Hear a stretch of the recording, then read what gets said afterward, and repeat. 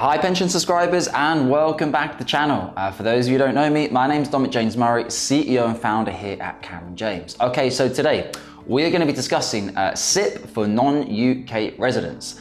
This is a query we get a lot from our clients who understand they need to use a SIPP, but they're no longer living in the UK. As such, how do they achieve this? Okay, so there's a lot of videos on our channel already discussing SIPP versus international SIPP. So what you need to understand right from the beginning is that a SIPP is a SIPP. It's regulated in the UK by the FCA and there's no different types of SIPP. What you sometimes hear though in terms of maybe marketing is an international SIPP. Exactly the same thing though. It's not regulated somewhere internationally. It doesn't invest in international assets necessarily. It just means it's an international SIPP which accepts non-UK residents and i.e. people with a non-UK address.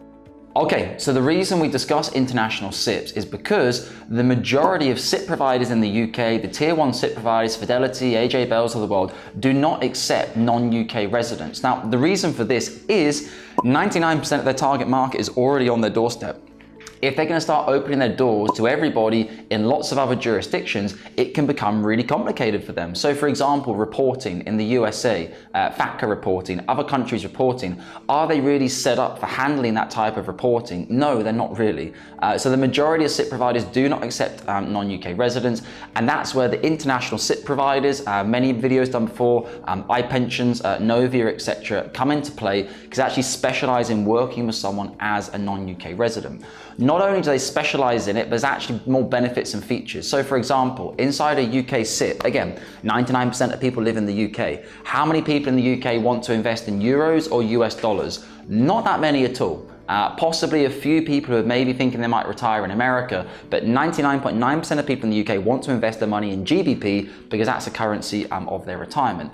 With an international SIPP, however, you can invest in non-GBP. So you can invest in Euro or you can invest in USD. This doesn't necessarily mean investing in different funds. You might just use the iShares 500 dollar fund rather than the iShares 500 GBP fund. If you're currently living in America or abroad, you want to find out more about SIPPs for non-UK residents, you can click the description below to go through to our calendar link where you can book a date and time which is suitable for yourself. You will also receive an automated due diligence email and your time will be booked into my diary. You can also use the WhatsApp link in the description button below to take yourself through to WhatsApp to start a more informal conversation. Feel free to even send a voice note, message, paragraph, couple of words, whatever you feel comfortable with, just to let me know and I will get back in touch with you. Okay, so SIPPs for non-UK residents is very, very easy to achieve. You just need to make sure that you're working with a financial advisor who has terms of business of all of the SIPP providers which accept non-UK resident clients. So typically speaking, UK financial advisors will not have access to international SIPP providers because again, there's no point. 99% of the market are in the UK. So it's really just a niching down the market to make sure that everyone can have something which is suitable for themselves.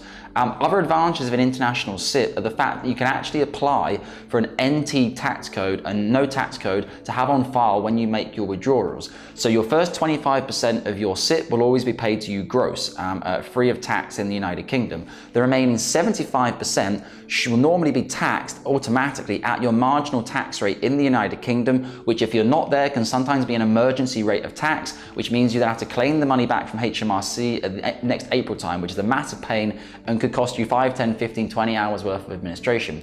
With an international SIPP provider such as Novia or iPensions, as I mentioned, they will allow you to apply your NT tax code on file with the SIPP so that all future payments to you in the 75% are paid to you gross. You will then declare those payments in your country of residence. As such, say you took out £10,000 from your SIPP, it would be paid gross to you from the United Kingdom because they would say, okay, it's an NT tax code, no tax to be paid in the UK. You would then declare that £10,000 income on your tax return in your country of residence. Guys, I hope that's been a useful video on SIPPs for non-UK residents. Key points to remember is that a SIPP for a non-UK resident is the same as a SIPP in the UK, but it just allows you to apply with a non-UK residential address. Guys, as always, please hit the big red subscribe button below to let us know we're doing a good job and to have weekly videos from ourselves on everything related to UK pension matters. Guys, as always, take care of your pensions and look forward to speaking with you soon.